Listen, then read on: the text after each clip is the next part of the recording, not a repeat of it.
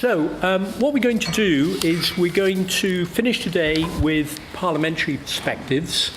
And since we began with an insider's view from the executive, from a government lawyer, that seems to me to be an absolutely appropriate way of finishing, given the content of the withdrawal bill. We're missing two speakers at the moment. We hope that they're going to join us. That thing called democracy appears to have invaded us in the form of parliamentary votes. And we're hoping that Sybil Cash and Joanna Cherry will be joining us in a bit. So what we're going to do is we're going to start with some perspectives from the devolved assemblies, and then we're going to move on to the House of Commons.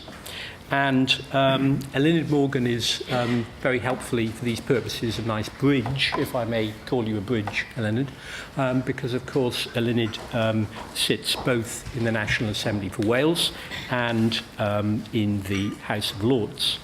So we'll get on with it. And I've asked the speakers really to speak for about 5 minutes each, just to sort of make some introductory overview points about their views on the bill, and then really to have a really sort of interactive discussion, perhaps between the panellists, but of course particularly with you, the audience. So let's start with a view from Northern Ireland, a view from the Alliance Party in Northern Ireland. Stephen. Thank you. Well, thank you very much and good afternoon, everyone. I'm beginning to feel rather jealous about all these parliamentarians who are busy casting votes. I haven't had the chance to cast a vote in our Assembly since January, which is a bit of a shame. But you can ask me about that in more detail at the end if you wish. It is actually very surprising that the EU withdrawal bill has had extremely little attention in Northern Ireland to date, even though its implications are incredibly profound for our devolution situation. I was going to use the word settlement, but things are anything but settled at this stage. In particular, where we may need to go in Northern Ireland in light of our particular unique circumstances, depending upon how you wish to describe it. Just a word to pick up first from the last session around some of the mechanisms for coordination between the devolved regions. At this stage, we're not particularly represented in those, though I think some of our civil servants are still sneaking in and keeping an eye on what's happening.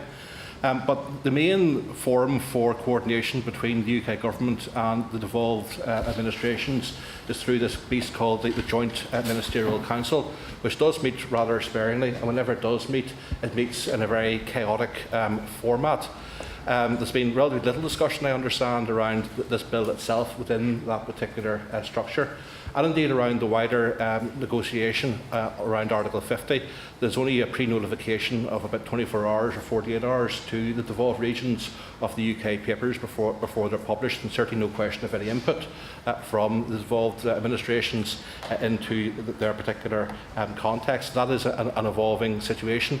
And just to add a little bit of flavour to the context around the devolved administrations not having their interests fully acknowledged, or this sense that the UK government may wish to repatriate some of our current powers to the centre. That attitude even extends as far as the Republic of Ireland, who at times have been either insulted or something else by the UK government, who at various times imply that they should be part of various solutions to fix the UK, who themselves are the ones who are actually leaving the European Union rather than Ireland.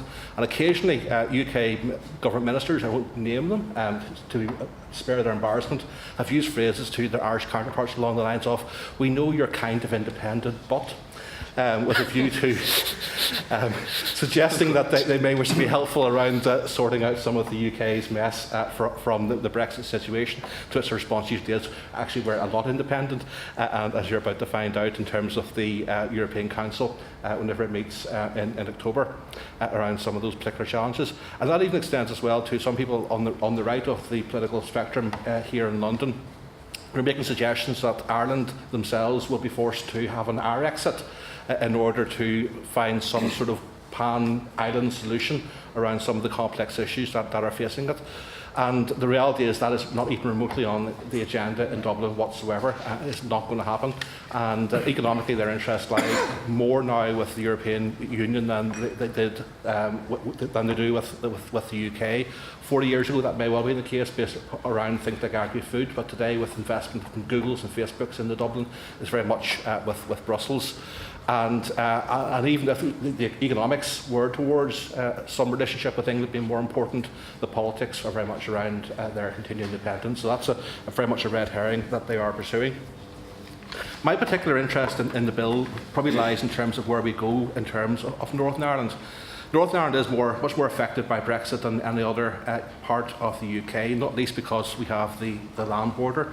We're reflected in both the UK's Article 15 negotiating principles, but more clearly in terms of the perspective from both the European Commission and the European Council. So that's set out that there does need to be some particular regard to that situation. The proposals from the UK government to date are fanciful at best and have been essentially rejected by Michel Barnier and also the Irish government, who will have the key say in terms of assessing whether progress has been made on that particular strand at the October European Council meeting. So that is something that's there in terms of our particular situation. Put things in perspective around the border, and I think this may be an urban legend, but I think people have actually fact-checked this. Apparently there are something like 275 border crossings on the island of Ireland. And to put this in perspective, along the entire eastern frontier of the European Union, from the northern tip of Finland to southern Greece, there are 137. So they're almost twice as much in the island of Ireland alone as the entire eastern frontier. So this is a big, big complication. We have things like an all-island energy market. Our agri-food is essentially organised on an all-island basis. So we have both a degree of specialisation in terms of production in different parts of the island, and also all-island supply chains, which will be substantively interrupted if we are to see some form of border. We have the situation around the Good Friday Agreement, which needs to be protected. And we also have the situation around European Union citizen rights for anyone born in Northern Ireland who wishes to claim Irish citizenship. Plus, Northern Ireland has the right to opt straight back in to the European Union if we opt to join with the Republic of Ireland via the principle of consent. And that opt-in has been recognised by the European Union, and a United Ireland will be viewed as being a continuing state, almost along the lines of Germany was back in 1990, and there will be a need for that state to reapply for membership. In light of our particular circumstances, there's probably two key issues that we have to get our head around. One is the customs union. And in the event that the UK does not reform a customs union rather than the customs union with the European Union, then some form of hard border for customs and for the movement of goods, either down the Irish Sea or across the island of Ireland, is inevitable. Either one of those will have massive political, economic and also security implications. And this is a really big deal and a massive, massive concern for us. So perhaps the only real way we can avoid that is the UK as a whole opting to remain within the customs union and foregoing what I think is a fallacy of doing independent trade deals elsewhere in the world on a scale that would replace what you lose with the European Union. The second issue is around the single market. Now, our preference would be, again, that the UK as a whole stays inside the single market. If that's not the case, we would like to see the prospect of Northern Ireland itself staying inside the single market. I think also our colleagues in Scotland are also keen to pursue that particular option. Now, whether we're part of the EU single market or part of the UK single market, those should not be seen as being mutually exclusive. But what it would involve is some form of regulatory frontier between Northern Ireland and the rest of the UK. Northern Ireland would have to abide by the 4 fundamental freedoms, including freedom of movement of labour. Plus, the Assembly would also have to have full control of the levers to make sure we're fully in compliance with European Union law, and potentially also be subject to the EFTA Court. This is where, in particular, the EU Withdrawal Bill becomes particularly relevant. It's that trade-off between what becomes national UK competencies in order the UK does its own arrangements post-Brexit versus what an assembly like ours would need if we are to strike some degree of independent course under the label of something like a devolution max type situation. Already we have two key sectors around energy, where we are primarily in an all-island context, and also agri-food, where primarily we are a much more production-oriented society than a consumer-based society when it comes to agri-food, where our interests already diverge from the UK as a whole. And if we are to see, for example, agriculture policy remaining primarily at a London level and applied to all of the UK in order to do a free trade deal with the USA, that simply is not going to work in the context of somewhere like Northern Ireland. So say we have a situation where GM is going to be allowed UK-wide in order to meet the requirements of the US. All it takes is one bird to take one seed a couple of miles across a border, and you end up with cross-contamination in terms of crops. So the practicalities of this simply do not work. So those are things that are going to have to be factored in to our broader situation. Just one final word in terms of our politics. Northern Ireland obviously is a divided society and a contested space. Northern Ireland only works based upon sharing and interdependence in our government. At best, we have parked the constitutional question over the past 20 years and things have been shaky enough. Brexit throws the constitutional question right back on the table, because what Brexit means is the creation of new barriers and new borders. And in the context of Northern Ireland, that is incredibly destabilising. And in some ways, the pause in our devolution has been the first casualty of Brexit. There are deep implications from Brexit already being felt in terms of our politics. And at this stage, it leaves us with no practical voice in negotiations at a time when we're actually being discussed actively in Brussels. Thank you. Thank you, Stephen. That's great. Leonard. Thanks very much. Thanks for the invitation to come and speak to you. I think this has opened up a whole new can of worms, this particular piece of legislation. When we were told that in that Brexit debate that people wanted to take back control, we didn't realise that they'd be taking back control from the devolved administrations as well. But it was something that I think a lot of us warned about during that campaign. I think the first thing to say is that when the European Union was set up, of course, the devolution settlement wasn't there. We are coming out from the European agreement to a very new and different United Kingdom. And it strikes me that there's a lot of people in London who haven't quite understood that that shift has happened. And one of the ways that we are very clear about this is the fact that actually the lack of consultation between the UK governments and the devolved administration on, in particular, the withdrawal bill has been very evident. There was almost no consultation, and I think they were allowed to see a copy of the bill a couple of days before it was published, but of course they weren't allowed to amend it. So that's not exactly the way, I think, to run a country where there is an understandable agreement that there are some areas where there are devolved responsibilities, whole areas of government policy where the Welsh Government should at least have been consulted. Now, next Monday will mark 20 years from the time when the Welsh people, on a knife edge, determined that they did want to set up the Welsh Assembly. But in 2011, a few years later, actually they agreed in a huge majority that in fact they did want Welsh laws to be made in Wales by the Welsh Government. And so when we came to this, writing this withdrawal bill, there were two choices before the UK government. And that was, should the UK government be responsible alone for amending a whole body of European law in preparation for the UK to exit, after which the devolved institutions would have responsibility for areas within their competence, or should the UK government allow ministers in the devolved administrations the ability to prepare amendments within their competence from the outset. And it's pretty clear from the way that this bill has been written that they've gone for that first option. I think the most damaging proposal is in clause 11, where they suggest that the devolution settlements should prevent the devolved administrations from modifying the body of retained EU law. Now that is, I think, extremely damaging. There's a whole raft of areas, agricultural, where it is clear that that responsibility should lay with the Welsh Government.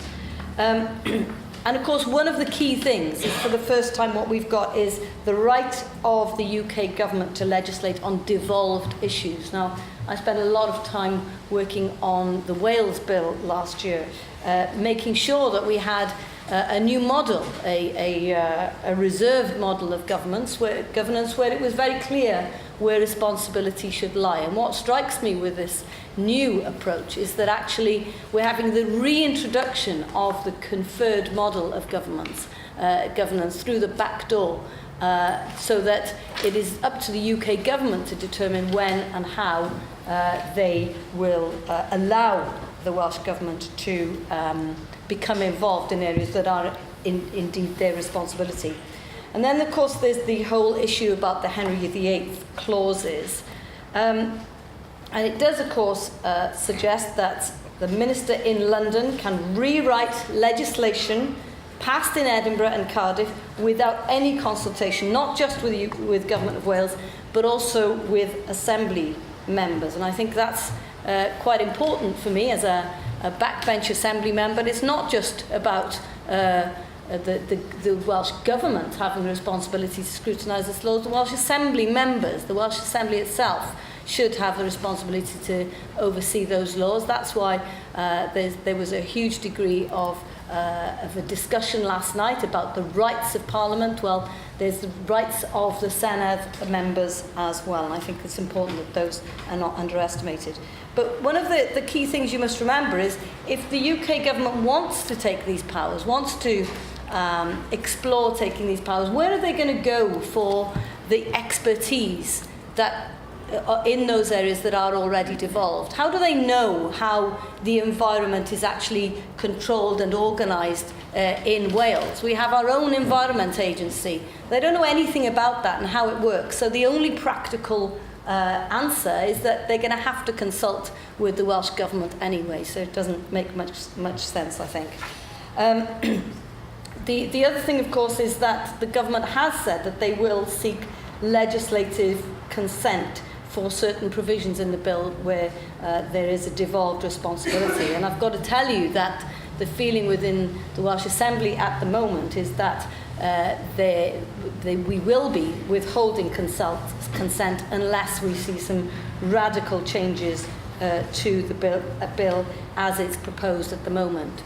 There's a possibility, if this continues, that a continuity bill could be introduced. So we would set out in Wales, and of course it would be up to the Welsh Government to do this or not, but they could set out and say, these are the areas that we have responsibility for, and it would be up to the UK Government then to take the Welsh Government to court, and that would be a very interesting constitutional punch-up.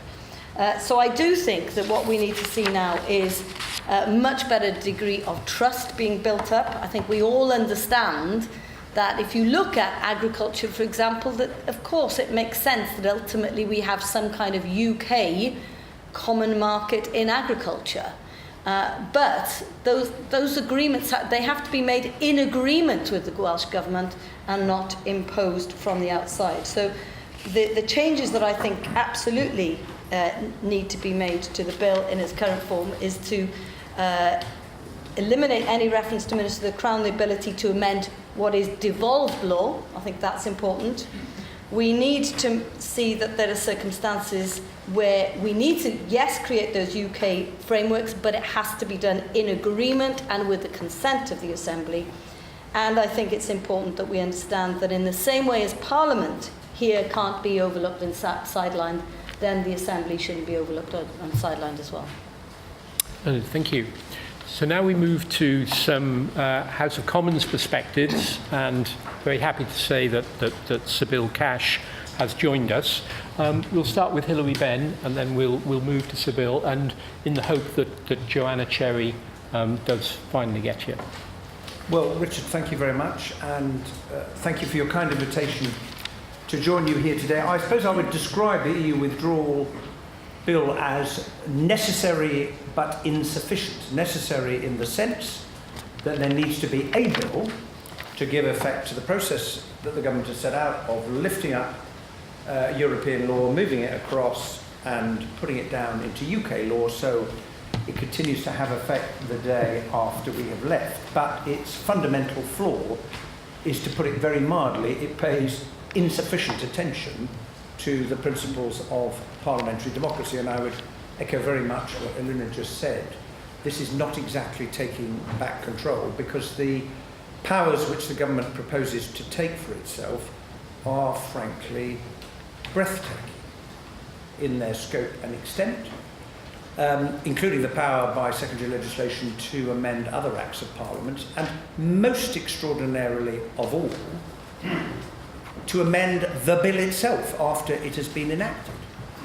So on the one hand, ministers get up in the House of Commons, as they have done over the last couple of days, and said, well, look at the safeguards, here they are, here are the safeguards, we're writing them into the bill, and then you look at the clause in which they propose to take unto themselves the power to amend the Act by secondary legislation, which could, in theory, remove those safeguards. Now, you can't construct, in my view, legislation in this way. Now, Henry VIII, I think he was in between wives when he issued his famous proclamation of 1539. Jane Seymour had just died and he hadn't yet wed Anne of Cleves.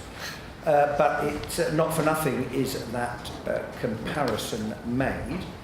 The second thing I would say is that there is all the world of difference between. You take some EU regulation which everyone agrees should continue to apply, you pick it up, you look at it and you say it currently refers to the EU Commission. Well, clearly it cannot continue to refer to the EU Commission once we have left, so we need to delete the words EU Commission and substitute the Secretary of State for Environment, Food and Rural Affairs, to take an example, and you move it across and plonk it into UK law. The difference between that and a major question of public policy, which is the future of our air quality. Now, we have obligations in our legislation as a result of the Air Quality Directive to meet certain standards. We are failing to do so as a country. Leeds, the city I represent in part, is one of the places where we are exceeding the levels that should be set. Currently, it is the EU Commission that has responsibility for overseeing that, for enforcement, infraction proceedings, go to the European Court, fine member states, and so on and so forth. Question: to which body does the government propose to give responsibility for overseeing air quality once we've left? Now, the bill says in certain respects you can't create new bodies, but that doesn't cover a situation in which the government chooses to give responsibility to an existing body. Now, for the sake of argument, they might say to the Environment Agency, well, would you take this on? Thank you very much. The question then is, what powers will the Environment Agency have to enforce the legislation? How will it hold the Mayor of London, Leeds, the government, to account for policy decisions that they make? And will we, as citizens, continue to have the right of some mechanism to hold the government to account, including through the courts, if the government fails to do so? Now, that is a very, very substantial policy question. Now, we don't yet know whether the government will leave that to subsequent follow-on legislation, primary legislation, because they promised several bills once the EU withdrawal bill has become an act. And that is why a number of us in the House of Commons, on both sides of the chamber, said you have to have a sifting mechanism. Now, people have described it in different ways, and I think it has to be made up of parliamentarians to say, the first example, well, that's relatively uncontroversial, negative procedure for that is fine, but this other one raises major policy questions. We need a different level of scrutiny. And I think that is clearly one of the respects in which the bill is going to have to be amended, along with removing some of the breathtaking powers that the government is proposing to take.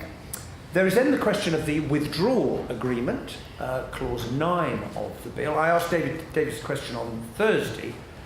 I said, can you give the House a commitment that the government will not exercise any of the powers to make regulations to implement the withdrawal agreement until Parliament has voted on the withdrawal agreement. And in fairness to him, he said, well, that does seem quite logical, can I have a think about it?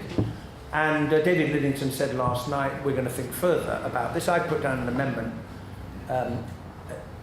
just after midnight this morning, it was this morning, which simply says no regulations can be made under this clause until such time as the withdrawal agreement has been voted on by both houses of Parliament. Now that has, it seems to me, two advantages. One is it makes it clear that the implementation of the withdrawal agreement is dependent on Parliament agreeing to its terms. And secondly, it would actually put in legislation a reference to the votes in the Commons of the Lords, because the history of that is, to begin with, the government didn't want to give Parliament a commitment.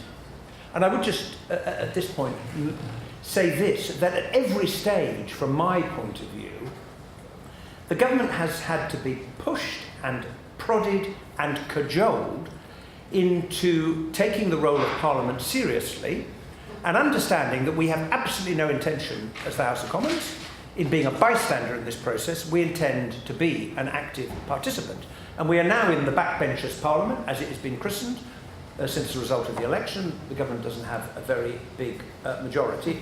And it took a lot of effort. The Select Committee first report of the Brexit Select Committee said there really ought to be a vote. Eventually the government said that they would grant one. But I think it reflects an attitude of mind in the process, which you also see reflected in the terms of the EU withdrawal bill. There is the question of the Charter of Fundamental Rights. For me, the most wonderful moment on Thursday was when Keir Starmer, in a brilliant contribution, produced the argument put forward by David Davis and Tom Watson in their famous legal case against the government, in which David Davis, who is saying as the Secretary of State, we don't need the Charter of Fundamental Rights because all of its provisions are currently catered for, in his argument in court, one of the things he prayed in aid was the Charter of Fundamental Rights. Well, if it's good enough for David Davis, the MP formerly known as David Davis, as opposed to David Davis, the Secretary of State for exiting the European Union, that it's good enough for the rest of us, and there will undoubtedly be efforts made to ensure that the removal of the Charter of Fundamental Rights is itself removed from the bill itself. I listened with great interest to what we've just heard about devolution. I think it's clearly the case, when we took evidence as a Select Committee, that from the point of view of the devolved governments, the relationship with the UK government when it comes to Brexit, the frequency of the meetings, what's been discussed, the degree to which government appears to be listening to the argument that the devolved governments are put, is not in a happy state at all. And I accept that there are issues that have to be dealt with in relation to devolution, because we need to ensure, while we're arguing about our place in the single market of Europe, that we don't end up with not having a single market as far as the United Kingdom is concerned. And I know from my previous experiences as Secretary of State for the Environment that there can be occasions where it has been a bit difficult to march in step, but that requires listening and debate. I would also say that I suspect one of the reasons the government is taking the view that it has is it has an eye to future trade deals. Because if the UK government negotiated with America and then said, well, that's all fine, I'm terribly sorry to have to tell you that what we've just agreed is not actually going to apply to Scotland or Wales, because they've decided to do something different and they don't want chlorinated chicken or whatever it is that you would like to sell to us. So I suspect that that is part of the motivation. What was very clear to me over the last 2 days and to everyone watching it is that although the government got the second reading of the bill through this morning, it is going to have to make some very significant changes. And I have brought along today here the first lot of amendments that have been tabled by a whole load of people. Well, there we are, when our bill is suitably armed also. And I think there is no doubt, over the 8 days that the government has specified for committee stage, that it will have to shift. It will then have to contend with the House of Lords. Interesting question, as always, for government. How much do you give in the Commons? Because you know the Lords are going to be asking for things too. The final thing I wanted to say was just about the context of this and the negotiations. To be honest, they are not going well. We are 15 months after the referendum. We are 6 months from the triggering of Article 50, and the negotiators still haven't reached agreement on the divorce issues, rights of EU citizens, Northern Ireland, which is hard to sort unless you know what arrangement there's going to be across all of the other borders between the United Kingdom and other EU member states, and of course the money. It has always been my view that in the end this negotiation will come down to the relationship between the cash and what the EU is prepared to offer as a new relationship, because the one particular card which the UK government holds is the cash, because Europe needs the money and is very keen to get it. It's very cross about the way in which the bill is being gone through line by the British negotiators saying, no, I never agreed to that, I'm not paying for that, and so on, which is why they are stuck at the moment. And I don't think there's much prospect of Michel Barnier being able to go to the Council in October and say, it's fine, we can move on to phase 2 because we've made sufficient progress. I think December is now more likely. All the while, we hear the insistent ticking of the clock, which brings us to the second truth, which is simply this. The government's continued policy position that it believes that it is possible to negotiate a shiny, all-singing, all-dancing, bespoke, wonderful new agreement with the European Union between now and October 2018 is, in my view, simply not going to happen. And I haven't met anyone who thinks that it is possible, apart from the position that the government takes. And that then leads you inevitably to where I'm sure we'll end up, set out very clearly by Keir Starmer in his Observer article, 3 or 4 weeks ago. We're going to have transitional arrangements that involve staying in a customs union with the EU and within the single market, continuing to make payments, observing the judgments of the European Court of Justice, debate about free movement, where I do accept the referendum result sent us a message. There are things we can do as ourselves to amend the way in which we operate it. But I think that is inevitable. And frankly, the sooner the government says that openly to everyone, so it doesn't come as a shock to some people who seem to believe that it's either possible to negotiate a deal or we don't need transitional arrangements, the better, because then you can conclude a deal which says we've sorted some of the divorce arrangements, we've agreed there's going to be a transitional arrangement, we are hereby indicating the areas we will negotiate for a new association agreement between the UK outside the European Union and the 27 member states, and then we can get on with it. But as everybody in this room knows, a great deal rests on whether all of these things can be achieved. Thank you. All right. Sybil. Thank you. First of all, as it couldn't be more obvious, I'm not a spokesman for the government. We had the debate for the last 2 days, and I just want to set out what I would like to say briefly about the context and the sheer depth of the landscape that all this is occupying. And I'll say to begin with that the European Communities Act 1972 and its repeal, I think many people in this room may know I've been arguing for the best part of 30 odd years. In fact, the first amendment I ever put down, which I look back with some trepidation, was in fact I think it was something like June 1986, when I put down the amendment that nothing in this Act, that was a single European Act, shall derogate from the sovereignty of the United Kingdom Parliament. That's an encapsulation. It was only about 3 lines long. And I was told unequivocally that both by the Clerk of Public Bills that this was completely out of order. I went to the Speaker, Jack Withdrawal. I had a discussion with him, and I wrote to him, and I was told that there wasn't a single person who would support this, and I was then told I could neither move the amendment nor have it selected, and I had a remonstration with the then, I think, Deputy Chairman of Ways and Means on the floor of the House on a point of order, and I was cut down and told that was that. So, in fact, nothing came of it. But what was the purpose of it? I mean, that is 1986, and now here we are in 2017.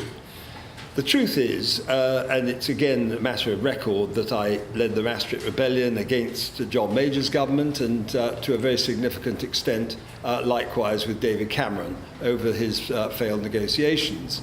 Why was I doing this? It's not just about me by any means, because there were plenty of other people throughout the country, as we gathered from the outcome of the referendum itself, and we can debate whether or not they all took the same view.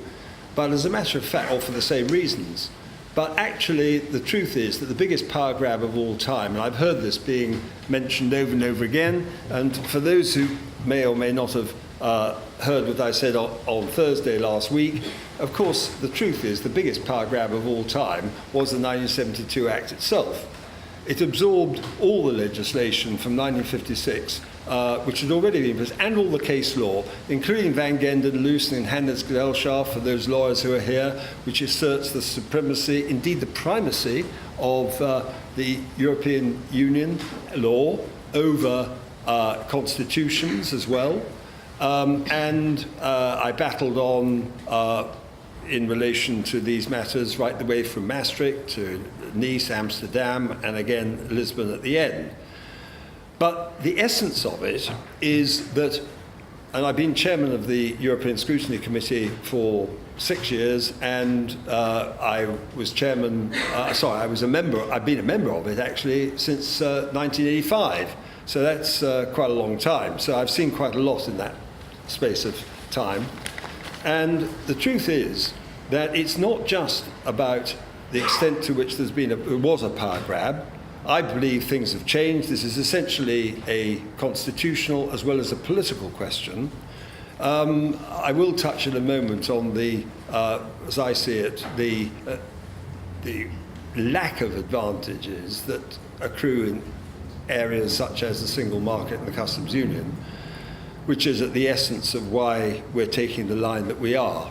But it's more than that. It's actually, and I was appalled, I say with great respect to Hillary, who I greatly respect, I mean that rather than just for the sake of this afternoon. But you disagree. I just simply say that the argument that was presented by the reasoned amendment, that this was actually a massive, this bill is a massive assault on the sovereignty of the United Kingdom Parliament, really is for the birds. The truth is that there are questions, and I'm going to concede that, which are going to be discussed about the manner in which the issue of delegated legislation is dealt with, and it's all an extremely interesting analysis by the Hansard Society. And for those who would wonder whether people like me bother to read all this stuff, is also I've been reading The Devil is in the Detail, which is another extremely interesting production by the Hansard Society, Ruth Fox and Joel Blackwell. Very interesting indeed.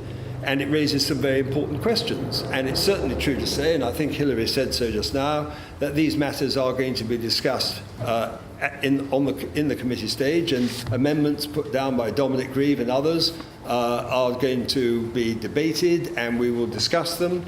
And I think it would be fair to say that at the moment the issue is on the table. David Davis himself appears to be giving some impression that we are going to be listening extremely carefully, and we don't want to end up in a complete cul-de-sac on this subject. And I don't think I'm going to go into it further than that. But on the substance of the questions, I just simply would like to say this. It's not just a power grab. I think that's rather a vulgar way of putting it. It's actually about the question of who governs you and how. And I have to say that, as I said on Thursday last week, I saw no evidence whatever between 1972 and when I came in the House of Commons in 84, or ever since, anyone seriously complaining about the fact that Section 2.2 of the European Community Act 1972, as construed with subsection 4 and Schedule 2 for the wonks, actually didn't achieve a Henry VIII situation in itself, in its entirety, and for the reason that as a matter of policy, it had been decided that we were not going to govern ourselves in the same way. There was a voluntary agreement, as Lord Bridge said in Facta Tame, that we would relinquish our sovereignty. It was an act of Parliament, and it was done properly. And there was a big row over it, and it got through fairly narrowly. But the bottom line is that it became an act of Parliament. And the real question is whether it's worked or not. And from the point of view of many, and I'm not for a moment going to ascribe views to anybody in this room, apart from myself, for me it has not worked. I voted yes in 1975 for what a reason I thought were good reasons, because I wanted to see a stable Europe cooperating with one another, and I really thought that this had possibilities, and that at the age of 35 I was working in a law firm doing some constitutional law, Dyson Bell, for those who know anything about that firm, and I was personally convinced that that was the thing to do. But you see, when I got in the House of Commons, I realised that actually it wasn't quite like that, and I often say the worst thing the Whips ever did was to put me on this obscure committee called the European Legislation Select Committee, because I then began to realise just exactly what was going on. And I wasn't sort of making enormous row about it at the time. I just simply took that view. And I began to get more and more concerned as we went further, and as more and more competences were ceded in line with what was always intended by a large number of the drivers, Monet, Schuman, and right the way through Barroso, Prodi, I mean the whole shooting match, and Delors, of course. So for practical purposes, this is essentially a political question to which a lot of extremely important legal and constitutional questions now turn. And I just say this, that the European Scrutiny Committee, when I chaired it in 2015-16, did an inquiry into the transparency in the Council of Ministers. And we took evidence from all the significant players in the European Union and former diplomats and members of COREPER, Committee of Permanent Representatives, and so on and so forth.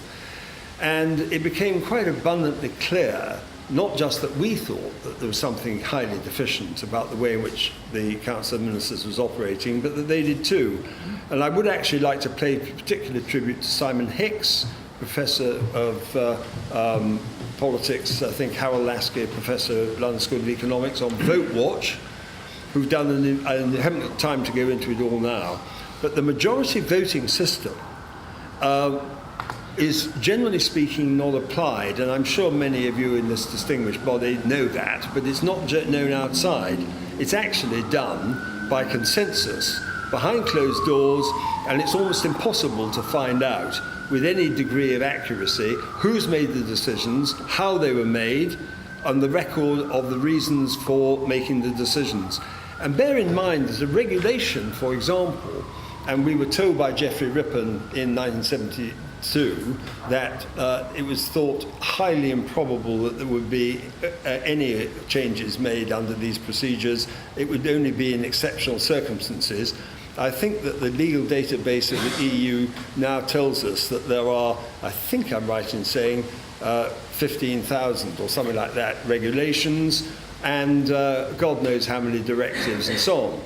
But the decision that was taken incrementally from Maastricht onwards, or rather than Single European Act onwards, to increase the number of majority votes has a very direct bearing on the policy that's been imposed on the United Kingdom since then, by virtue of the 1972 Act, which at the time simply didn't encompass those competencies. So for those of us who thought it was quite a reasonable idea then, it's actually significantly changed since. So, yes, one last point, and that is this, that in any one given regulation, in 5 lines, you can have the equivalent of an Act of Parliament. And it's been passed by the process behind closed doors I've already mentioned.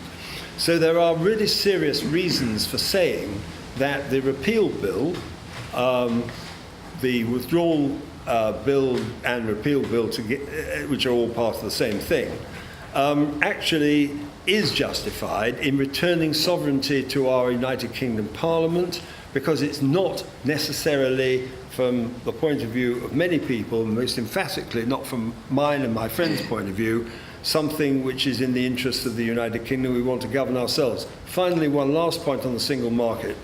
The single market, yes, we will continue to trade, and I sincerely trust we will, but with the EU, and I can't see any reason why that will not continue. But bear in mind that we run a deficit with the other 27 member states of what last year was 62 billion pounds is now 71 billion. It rose by 10 billion alone in 1 year. And the Germans, if I may just mention the name, actually did have a surplus of 82 billion last year, which has gone up to 100 billion this year. So it's pretty good for them. It's not quite so good for us, if I may say so. On the single question of the customs union, again, we don't control our economic trading policy. It's effectively in the hands of the Commission, and I'd simply say that we need to unshackle ourselves from that. But this is essentially a political, constitutional and democratic question.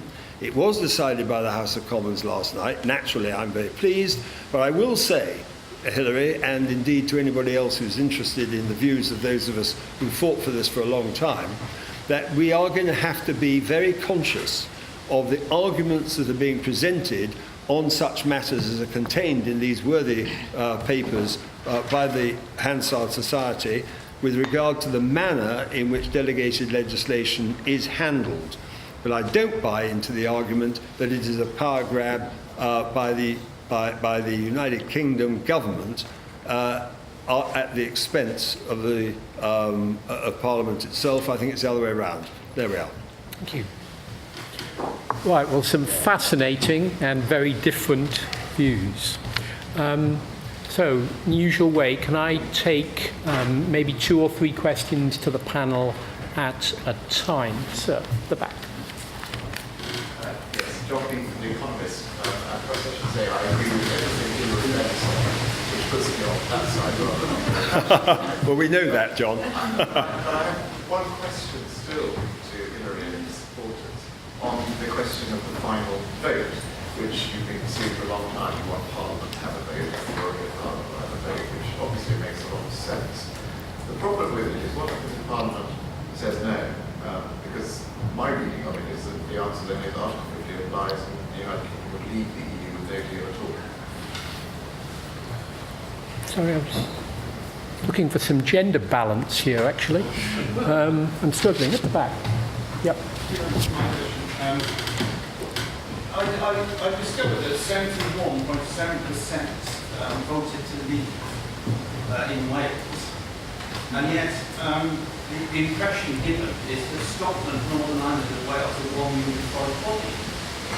But clearly Wales, because of its majority voting to leave, is not the same as Scotland and Northern Ireland. The votes to leave the EU in Wales were far more decisive than the vote to have a Welsh Assembly revolution, say, as the confounding variable. Does this mean that Wales has a different devolution stance to Scotland and Northern Ireland? That will be for Linen. Yeah. It's more of a process question, really. Can you speak up so the people at the back can hear? Really more of a process question in terms of how this will work in Parliament. Given there is relatively little time for committee stage, and it is a committee of the whole House, I just wondered if the panel could offer some thoughts on what the role of select committees will be in both houses and also the equivalent systems in the devolved legislatures as well. Hilary, would you like to start? Yeah. We'll do another round. Okay. That's a very good question about the role of select committees. We were just about to start, as the Brexit Select Committee, scrutinising the question of the EU withdrawal bill when the election was called. So we've lost months. And one of the questions for the committee tomorrow morning when we meet for the first time is how can we scrutinise the EU withdrawal bill so that we don't end up behind what is happening in Parliament because of the pace at which the legislation will be taken. One of the recommendations we made in one of our reports previously was the government should publish the EU withdrawal bill in draft for scrutiny. Now, I'm very sorry to say that they decided not to do so. Had they done so, then I think they might have avoided some of the angst that they have been subjected to and will continue to be subjected to because of the way in which they've chosen to draft the bill. And it's a very powerful argument for pre-leg scrutiny in all cases, but particularly on a bill of this importance. I will leave others to comment on the question that was asked about the different views in the devolved parts of the United Kingdom. John, to ask you a question, I think the first thing is it's not a question for Parliament. It's not a question of Parliament sitting and waiting to see what is produced. You will see, not least in some of the amendments that have been put down to the bill, that our job, those of us who think we have to end up in transitional arrangements involving staying in a customs union and a single market, it's Parliament's job to push the government in that direction. We're not going to sit back, certainly I have no intention of doing so, because I think the government made a fundamental mistake in deciding not to seek to remain in the customs union in the first place. 44% of our exports go to the EU, a further 17% are the product of deals the EU has negotiated with other countries, and then a further 19% is our biggest single trading partner in the world, the United States of America. When I last checked, the president there was a raving protectionist. What exactly does he want to make it easier for us to sell to him? And I'm sure he's got a list of things he would like to sell to us. So that covers 80% of our trade.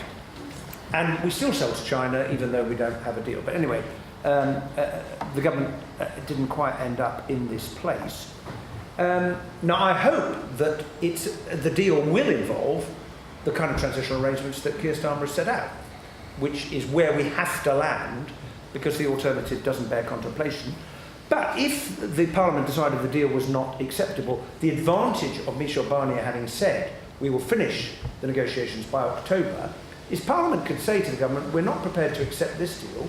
We now intend to give you some instructions about ways in which you should change your policy and your approach to go back in and say our Parliament won't wear this, we want to pursue something differently. Because I agree with you, if it would have to be a really, really, really bad deal for people to contemplate not accepting that and leaving with nothing. I'd also make the general point that the prospect, other people say, well, we should just accept that we are going to stay in with no changes, and I don't think that's where the British voters are. I've seen no evidence that the public has changed its mind. So this is about Parliament exercising its influence in advance of the final negotiation of the deal, at the moment when the deal is put. And it's perfectly possible, as long as there's time, to tell the government to go away and adopt a different approach, rather than just saying, oh, well, that's it, we're choice between the totally unacceptable and something we're not terribly keen on. So Parliament's got to do its job, is I think my answer to your question. Let's take another view on select committees, and then I'll ask Ellen and Stephen maybe to talk a little bit to respond to the question about the divergent votes. Just exclusively on the select committee issue, yes, I mean, we know a significant number of very important select committees who are going to be looking at it from their vantage point. And there is Hillary's committee, their Brexit committee, there is Nicky Morgan, a well-known leaver, who is going to be chairman, who has been elected by the House of Commons as chairman of the Treasury Select Committee, and you've got Tom Tugendhat, Foreign Affairs. I mean, they may turn out to be, there'll be others who look at other matters, and of course there will be the European Scrutiny Committee, which will also be looking at the same issues. But the select committees will be important, and it may be that it won't be so much as the result, which is produced in the report, which the government quite often doesn't actually take so much notice of, but the fact that the evidence that is taken will get into the public domain as a result of asking very distinguished people, such as, I suppose and hope, the Hansard Society and others like that, and then to get it out into the public domain, if only the media would allow it to be done properly, which I'm afraid is one of my great complaints, that the best way to keep a secret is to make a speech in the House of Commons. But it really is important that the select committees who have the powers and the capacity to do a proper analysis on an all-party, objective basis, do the job properly. And none of that will affect the outcome of the second reading. or indeed, in fairness to what Hilary was saying, the outcome of the referendum, and the fact that, by the way, the referendum itself was endorsed by Act of Parliament, as it has to be, the fact that the Withdrawal Act had to be, as it turned out, endorsed by Act of Parliament, and that was voted by 494 to 114. And then, of course, the general election, when around 80% of the people who voted were voting for parties who themselves, in general terms, were in favour of accepting the result of the referendum.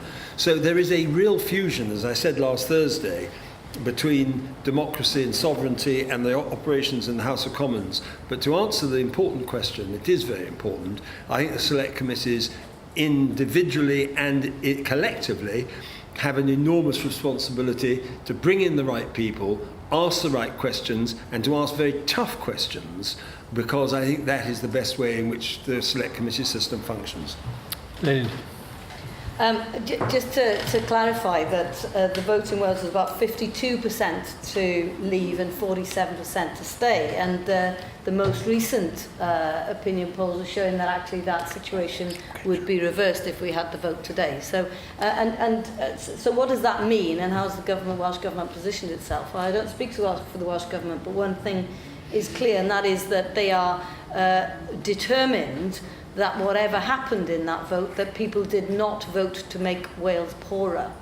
And if you look at, of course, the huge amounts of structural funds that have come in over the years, that's one aspect of it. But actually the trade issue in Wales is absolutely critical. And whilst in the UK, the amount of trade that is sold with exports go to the EU is about 40%, in Wales it's about 2/3 of our exports. So the impact, if we fail to get the kind of deal that is necessary for us to maintain jobs in Wales, could be very damaging to the Welsh economy.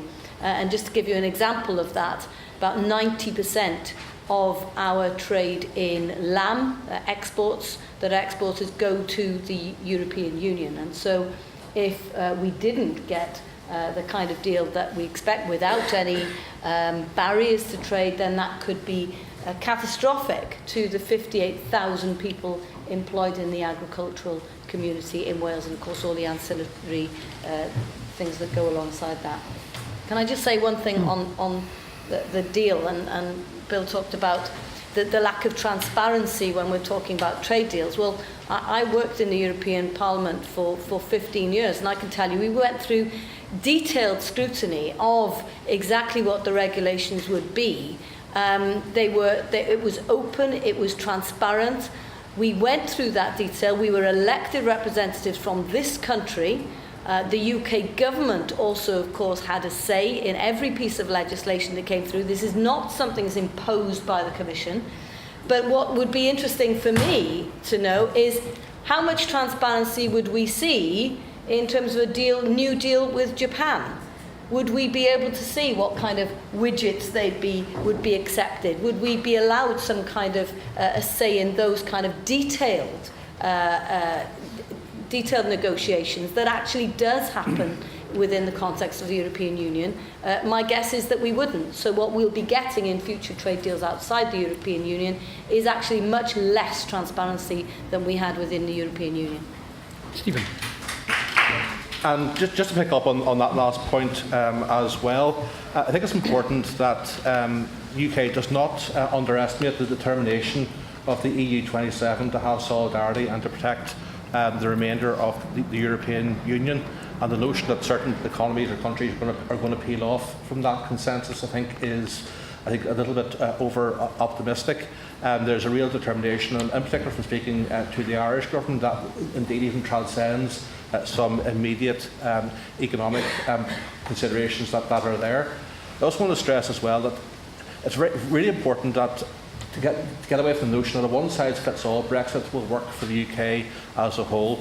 In terms of devolution is about, first of all, it's about different senses of identity, whether it's a Scottish identity, a Welsh identity, and whatever identity you wish to describe in terms of Northern Ireland. And it's also about the fact that our societies are different in terms of the structure of our societies and the structures of our economies.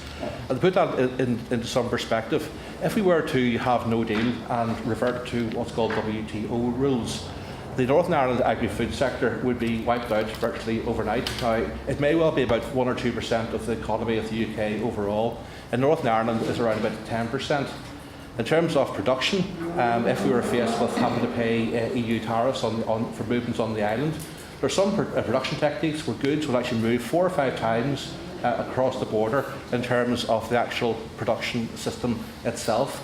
That would require a massive reconfiguration on the island in terms of the entire sector, which simply isn't going to happen. And moreover, if the UK is under WTO rules as a whole, that means cheap produce will come in, even lower quality produce from all other parts of the world, whether Latin America or Australasia, and that will simply undercut the more quality products that would be the characterisation of both Wales and Northern Ireland and Scotland to varying extents. So that's just one tangible threat that actually comes from that context of no particular deal. Also, Northern Ireland is very heavily dependent upon inward investment, and indeed there are ambitions, particularly through a lower rate of corporation tax, to get even more of that coming in, and there's been a strong track record in relation to the US over the past 10 years. That's very much predicated upon continued access to the single market, indeed continued participation in the single market. So again, that's a major economic threat to us. So those are things that I think it's important that people factor in. And the final thing I would say, and I appreciate that in the end this may not matter, because I suspect the UK will overrule the devolved administrations. If we get an assembly back up and running, there is zero chance of an LCM being supported through the Northern Ireland Assembly, because there has to be a double majority from both Unionist members and also Nationalist members, and the two Nationalist parties will not countenance the support for any LCM, nor would my own party, so there's simply not the votes there to get an LCM through the Northern Ireland Assembly in any circumstance.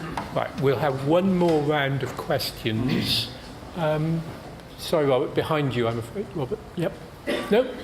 Yep. Yes, so how can Welsh Labour reconcile its views and the referendum result on Welsh representing Welsh interests? Okay, that's the first one. Yep. Sure. Chris Morris from the BBC, formerly Euro correspondent, now back here, focusing primarily on Brexit. I just want to take you back to the rather thick booklet on the table there, 130 plus amendments tabled last night. Obviously, there's a lot in there about things like reducing NED8 powers. There's also a much broader amendment asking for things like Parliament to have the responsibility to essentially set the length and the term of the transition period. So, does that booklet now represent, if you like, the Brexit battleground? And I guess from both sides of the debate, on which amendment, if any, do you think the government is most vulnerable to defeat? Yeah. I'd like to take up Hilary Benn's amendment, which would prevent the government passing secondary legislation until the bill has been passed. Can I suggest an alternative approach which may be complementary? And that is that we want, as soon as possible, to see the delegated legislation, because the government's case is that all this stuff is really purely technical, very simple, straightforward legislation. The sooner we see it, the more it will become clear the proportion of it which actually does involve these policy changes, inevitably to put them into effect. And if that is exposed, it will be seen that these Henry VIII powers and the powers of secondary legislation involve a tremendous change of transfer of powers. We need to see at least the drafts at an early stage. One last question. I think you had one. Yeah. Robert Hazel from UCL. Could I ask a quick question to Hilary and to Bill Cash about the nature of the committee stage, which I assume will be on the floor of the House? It will. That has the advantage that all MPs can take part. Does it potentially have a disadvantage that fewer amendments will be selected and that there will possibly be a lower quality of debate than if it were upstairs, because it risks being a continuation of the arguments at second reading rather than really getting down into the detail?